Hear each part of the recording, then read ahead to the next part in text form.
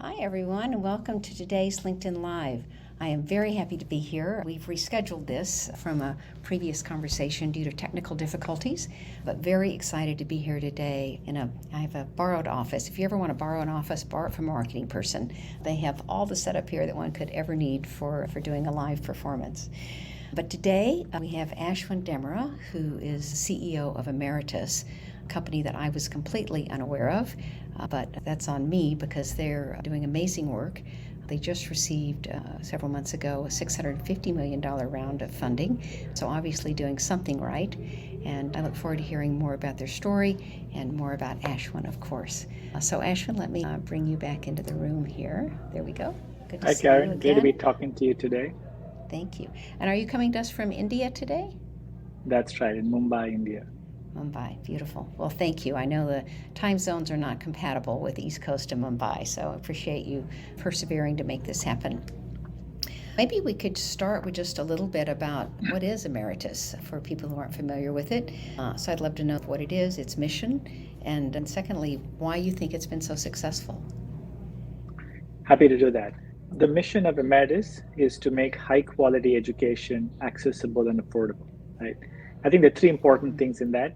High quality education, right? Which means that there is delta in person coming into the course to when they get out of the course. So the learning outcomes are very important. Access and affordability.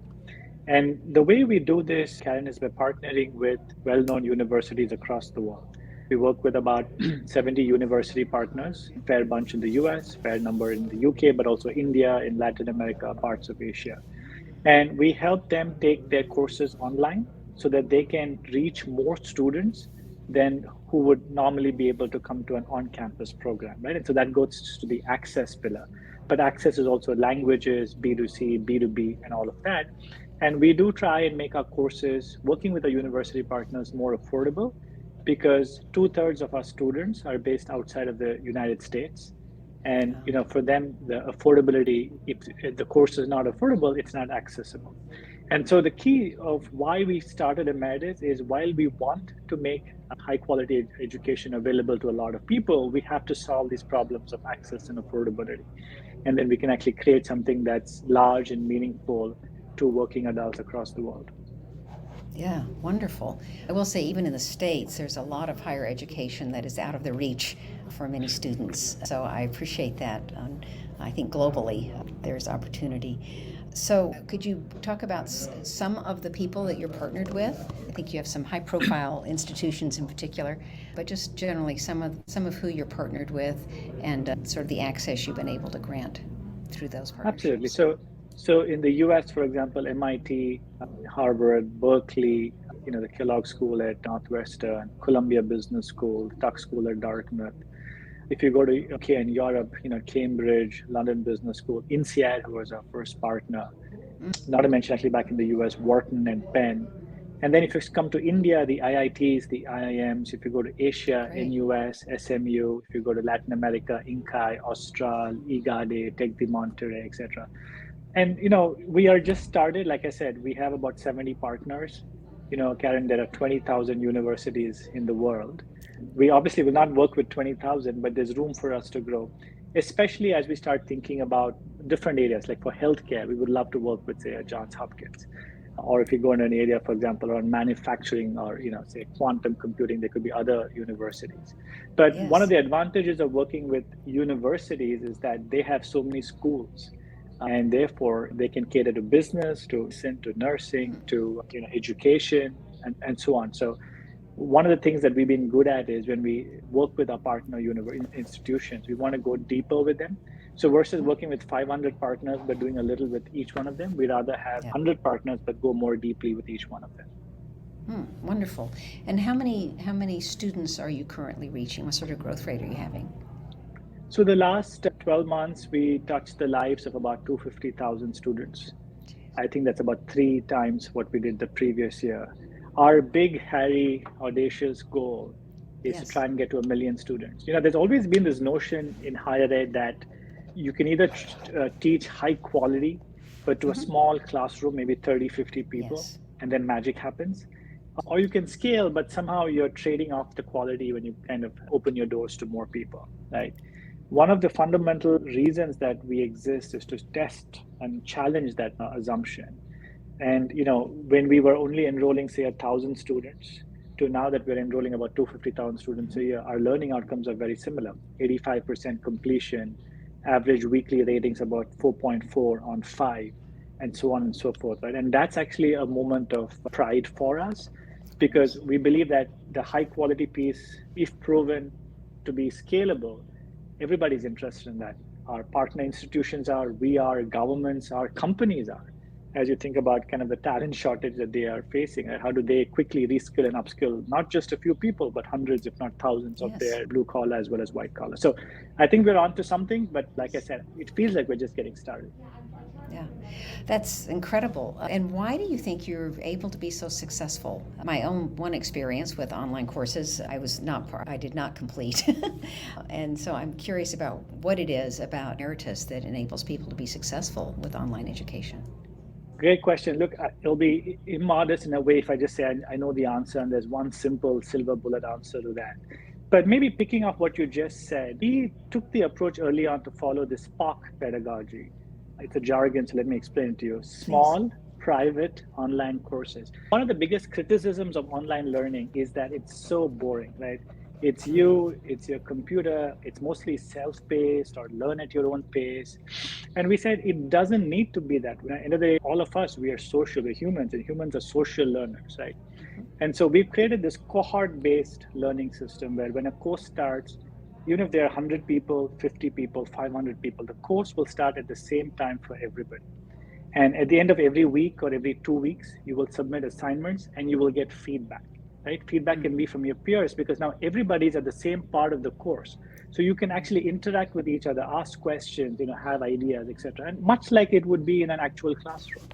And so what we try to do with online is try and retain some of the nice things of a classroom, peer-to-peer interaction, interaction with faculty. Most of our online courses have live sessions with faculty or industry experts, right? So it doesn't have to be just self-paced, boring stuff. You actually interact with other humans. At the same time, we've tried to take, hey, what is the best of online? The fact that about a third of the content is recorded lectures gives you convenience, right? You can watch that if you're busy during the week and have more time on the weekend. You're a weekend learner. If you want to do little chunks during the week, that's fine. You can figure it out, but it gives Great. working professionals flexibility. You can go back and watch videos multiple times if you're doing, say, Python programming and it's complicated. So there's a bunch of advantages that the online medium has. So we want to leverage that. And maybe we figured out a nice mix of, retaining the essentials of the classroom, but leveraging the technology of online. Maybe, but look, we never rest on saying, hey, we figured it all out. There is so much more to be done, so many more students to reach. So like I said, I think we've had a good start, but we have a long innings ahead of us. Yeah. Wow, it all comes back to community in the end, right? I love that that's a component. And the list you just rattled off will make me curious to try it again after not having a good start. So thanks for that. I'm also curious about how you came into this, right? How did you decide to start this company? What was the spark of the idea that led you to Emeritus? Well, this is my second startup. My first startup was in the travel space. I had just sold that in 2009 to Travelocity. And I had this 1 year period where I was staying and ensuring there was a smooth transition. And I was thinking about what do I do next? And one of the things about being a founder of a startup is you can never predict how successful or not your company is going to be, right? Anybody who looks back and said, you always knew I was going to build this large, successful company. I mean, come on, that's not true. Right. But one of the things, therefore, I was looking at and saying, look, if I'm going to devote the next 10 years of my life on doing something, it better be something that I care about a lot. Because even if at the end of it, it's successful or not, I want to believe that I spend my time in something that I was passionate about. And there were two Beautiful. things that for me was very important: healthcare as well as education. And I spent some time understanding these two industries. And the thing that I liked about education, I was the beneficiary of high quality education. I grew up in India. I say this very often. It's a country, like many parts of the world, that is characterized by oceans of poverty and islands Yes. of prosperity. And what determines whether you're on that island or whether you're kind of swimming and sinking in that ocean is Yeah. access to education. I was Yes. lucky to be the beneficiary and have that, and I had my parents to thank and maybe just life in general. But then it kind of falls upon people like us who have had that benefit to then think about how we can pass that on to many, many hundreds, if not thousands and millions of people. So growing up in India, I think and having that education background that helped me, I think I was leaning more towards education versus healthcare. And then I met my co-founder, Chaitanya, who was at INSEAD, who had worked at INSEAD. He was trying to solve the same problem. And we kind of joined hands in the 10, 11 years ago. I think that's history. But it's really this idea of I want to spend my life helping people reach their full potential. And I think through education, I am doing my small bit. I don't say that this is dramatic, but I often tell people that I look forward to Monday mornings because, you're impacting people's life. It's exciting. It's not work. Yeah, fabulous. Well, I'll say for the 250,000 people, the 85% that are completing, you probably are changing lives. So just congrats and kudos on that. And I'm so happy I'm able to help share your story. Talk a little bit about what's happening in EdTech in general, sort of the big picture, where are things going, what are the trends that you see, sort of what's coming up next? Well, a lot has changed in the last 2 years, hasn't it, right? So I think a few fundamental but tectonic shifts have happened in higher ed and as well as in K-12 if you think about broader EdTech. There's always been the notion that online is somehow inferior to classroom. Yes.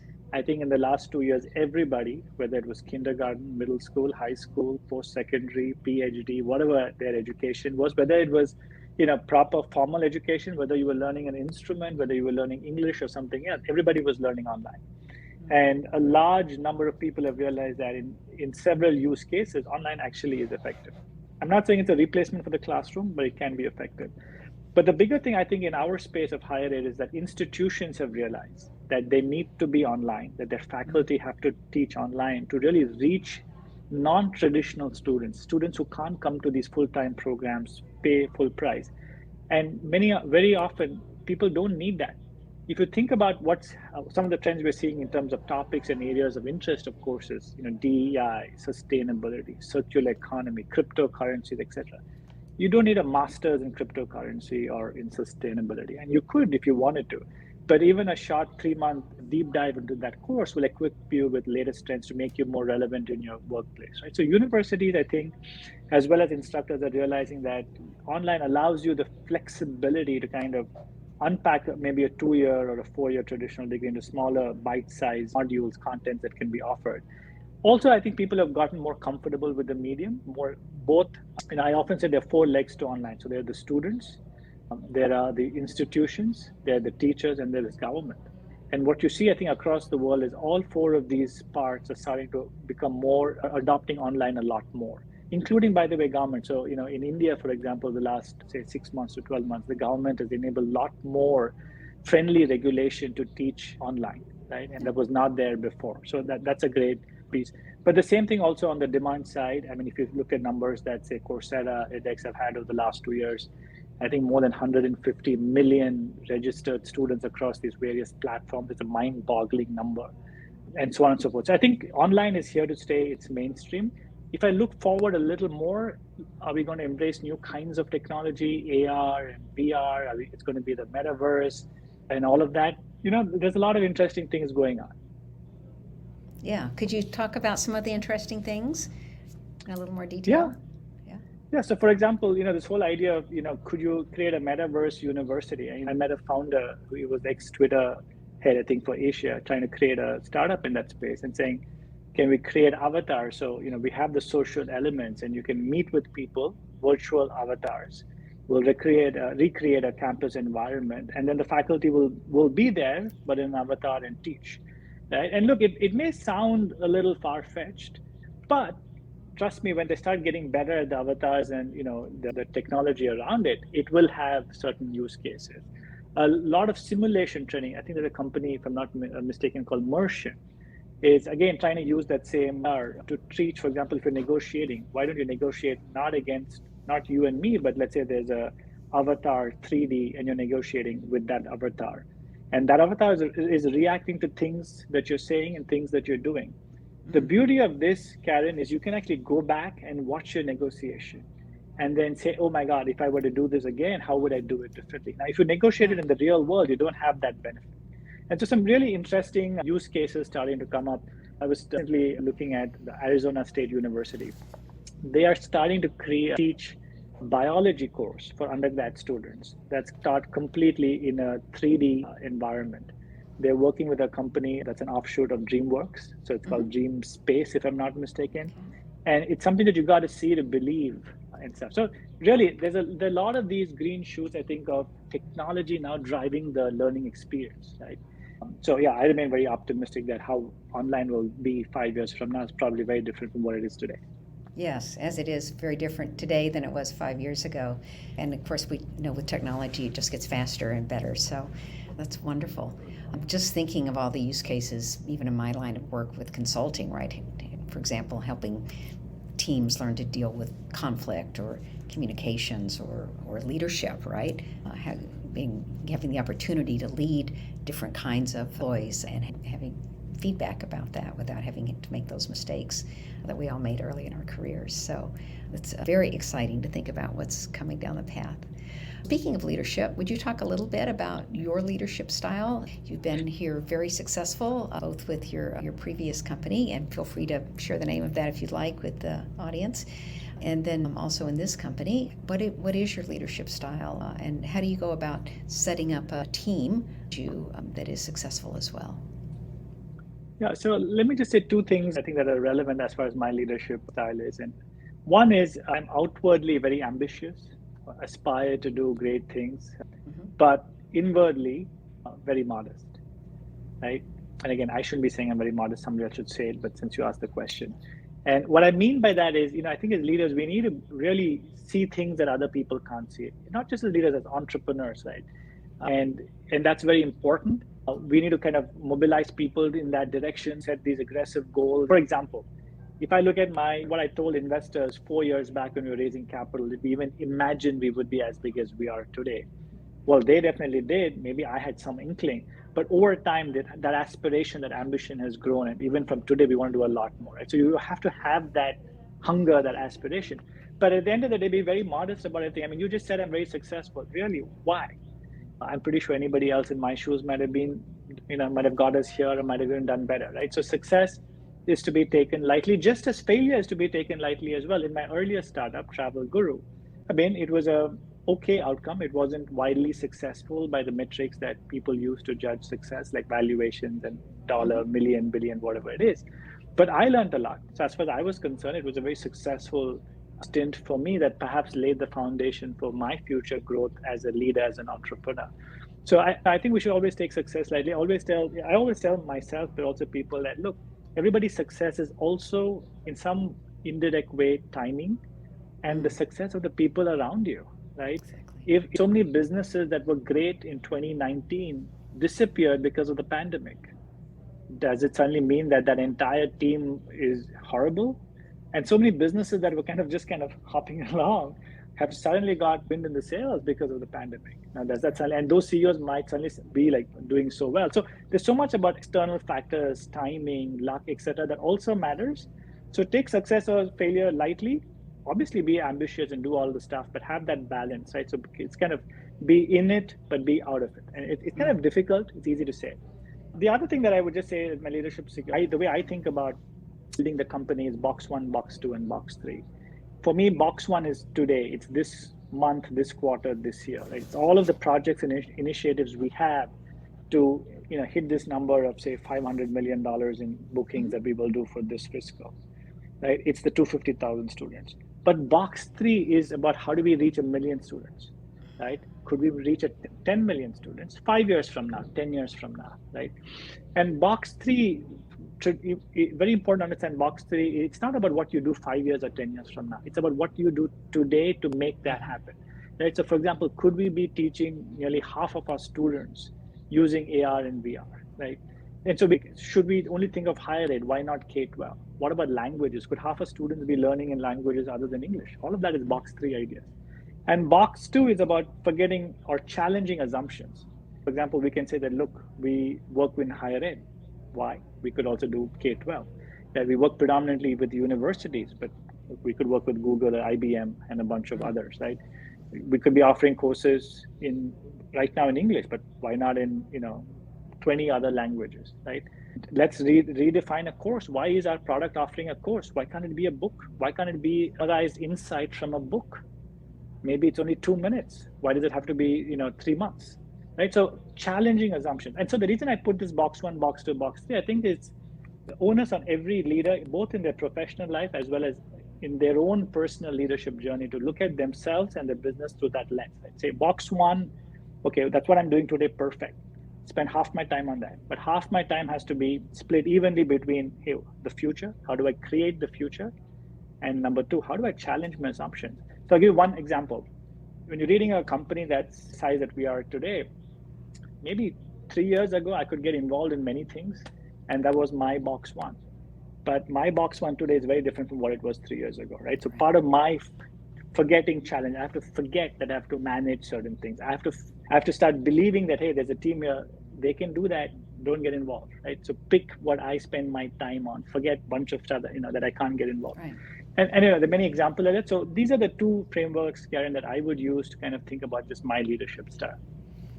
Those are fabulous frameworks. I'm particularly struck with the 3 boxes as being very, very relevant for others. And by the way, you don't just to be very clear, your... that 3 box, sorry to interrupt, the 3 box approach is all credit to Professor Vijay Govindarajan at Tuck. That's his approach. I've been a good student of his and just imbibed it. And by the way, this is why I love what I do, because not only am I running a business, but I'm getting to be a student, and it's every day you learn something. I think that just keeps us getting better and better. So yeah. No, I love that. It's why I do this. I learn so much every time I interview someone. I just get to take it in. I have a question about the 3 boxes, though, and plus you don't have to tell me that you're not humble, because that you are humble, because it just comes through, right, in the way that your worldview is. Humble comes from Thank that. you. A question about the 3 boxes, though. As I think about box 3, right, that's probably something that you don't change the parameters of very often. Box 2, maybe a little. But box 1, how often do you reset what you're spending your current time on, what your current priorities are? So box 1 is usually a quarterly planning cycle or an annual planning cycle, right? So in box 1, so you plan for this fiscal, you're starting to plan for next fiscal. And within this fiscal, you're looking at a quarterly cycle. Box 1 is actually where you can actually do planning and budgeting. If anybody's planning or budgeting more than 1 year, it's a waste of time, right? Because it's basically storytelling on Excel. You can put some numbers and say, look, this is my 5-year plan, but honestly, who knows? In box 3, by the way, Karen, there's no planning, there's no budgeting, because who knows, right? So box 3 actually is a very different mindset. In box 3, the way you work on box 3 is to run small experiments, to learn, and then to make them amplify and become bigger. So let me put it this way. In box 1, if I had 10 initiatives in box 1, 9 out of 10 better actually work. But in box 3, if you were running 10 experiments, it's okay if 3 work, because that's the nature of box 3. A fundamentally different approach. And very often leaders will struggle to do both. Very often you're better off having a dedicated team that's looking at box 3 projects and a different team looking at box 1, versus expecting the same team to do both. Possible, but it's difficult, because the assumptions and the lens with which you look at those problems and projects are very different. Yes, and you end up with competing priorities in terms of urgent and important as well. Well, thank you for clarifying and for sharing that. So I have one final question for you, which I ask all my guests, so thank you for playing along. The tagline for my business is up and to the right, for my consulting business, because that's the place on the 2x2 matrix where we always want to be. And so was there a moment in your career where you knew that you were moving in that direction? It's a great question. I think there are probably many moments, but I would say around 2015, when Emeritus went online. Before that, we were more a classroom. So we were delivering high quality programs, but we were missing the scale part of it. And I was happy, but I was not elated. And in 2015, when we went online, we suddenly realized that we could be doing this across the world. The MITs, the Berkeleys, the Whartons are brands across the world. And suddenly that switch kind of went on, and we started scaling unbelievably beyond our wildest dreams. And then I realized that actually, for me to be in that quadrant, I have to have impact, and impact at scale. And suddenly I was able to combine that high quality with impact. And I think perhaps from then on, the journey has been more to that top quadrant for me personally. Wow, thank you.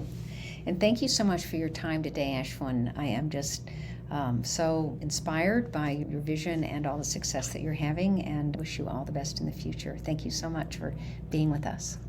Thank you, Karen. I really enjoyed this conversation. Take good care. All right.